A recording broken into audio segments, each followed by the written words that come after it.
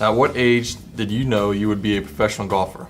Is there a story behind it? I think growing up as a kid, I always wanted to be a professional athlete. Didn't know what sport it would be in, but I just felt like that's what I wanted to do. That was my goal in life, was to be a professional athlete. I think I knew I could make it as a professional golfer at the age of 19. I was lucky enough to qualify for the 2006 US Open at Winged Foot. And I went up and I played a really good first round. Just missed a cut, didn't play great the second round. And I came back to college for my sophomore year at University of Florida. And I had an unbelievable coach in Buddy Alexander. And we were just talking about my experience. And he asked me, he said, do you think you're good enough to play on the PGA Tour? And I said, if my game is on, I can play with the guys right now, but I need to get better, more consistent on a regular basis. So obviously I spent the next 3 years working hard at the University of Florida and was lucky enough to turn pro and make it on the PGA Tour. But yeah, right around the age of 19 is when I felt like I knew the PGA Tour was in my destiny. Why did you choose to play at the University of Florida?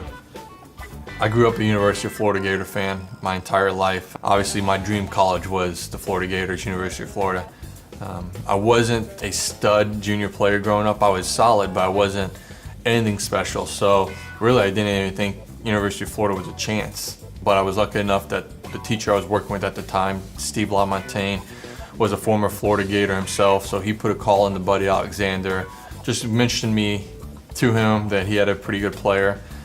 From there I think Buddy kept an eye on me, and I played well enough to get his attention. And story goes that he had one scholarship left, and it was a book scholarship. And it was between me and another kid, I think another kid in Jacksonville, and he was deciding who to offer it to. And luckily enough I impressed Buddy Alexander with the way I prepared, the way I went around my practice round at the state high school golf tournament in the fall of my senior year.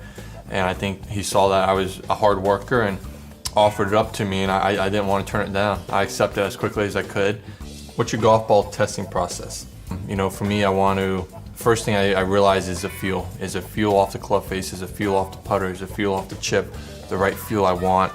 And then from there, I'll go to TrackMan, and I'll hit shots on TrackMan and just compare spin rates from one ball, from the previous Titleist ball I was using to the newer ball, and see how they're comparable, what changes I may need to make. And then once that's all done, I'll take it out to the course and see how it performs in all kinds of conditions. And mostly I like to go out when it's really windy, because that's when the most pressure is put on the golf ball, in windy conditions, how it's flying through. Is it staying low? Is it going high?